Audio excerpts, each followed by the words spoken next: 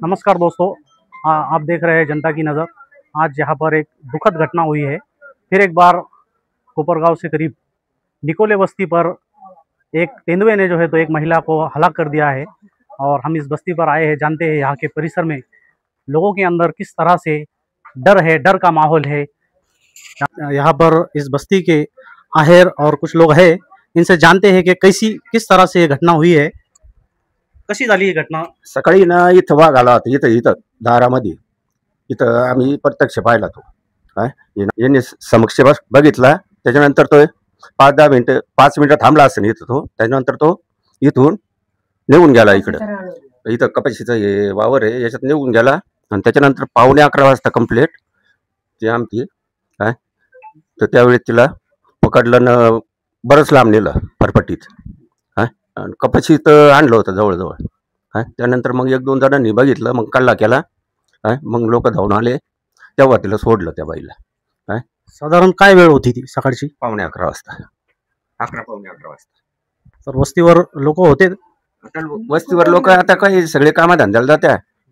इकडं जवळजवळ मग सकाळीचा टाईम म्हणलं एवढे माणसं नाही राहते, कोण वावरात जातं, कोण कुठं जातं. तर मग हे काहीतरी कारवाई व्हायला पाहिजे याच्यावर. वन अधिकाऱ्यांनी काहीतरी पिंजरे लावून हे आता ते माणसाला धरायला लागले. माणसाने कसं आता एकदम दहशत झाली इथं. भीतीचं वातावरण आहे सगळं.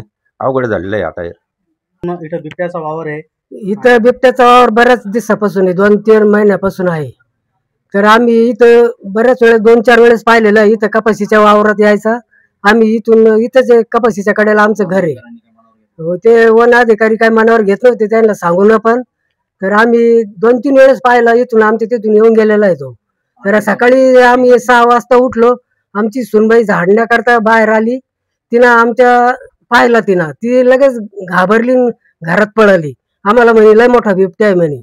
आम्ही दरवाज्यातच थांबलो. तो आमच्या दारात आला. आम्ही 3-4 जणांनी, आमच्या मुलाने मुलींनी पाहिला. बराच वेळ आम्ही तो पाहिला. नंतर मग तो कपाशीच्या रानात निघून गेला. तो कपाशीच्याच रानात लपून बसलेला होता. नंतर आमचीच निकोल्याची बाई आहे, ती घास कापण्याकरता गेली म्हातारी. तर नंतर ते 10-10:30 वाजता ती घास कापीत होती. त्याच्यानंतर मग तो तिथंच दाबा धरून बसलेला असेल. मग तिच्यावर तिनं झडप घालून ते कपाशीच्या रानात तिला उडीत नेलं बरंच 10-15 फूट. नंतर मग ती आरडला. ऐकून आमच्या बाया कामाला चालल्या तर त्यांनी पाहिलं.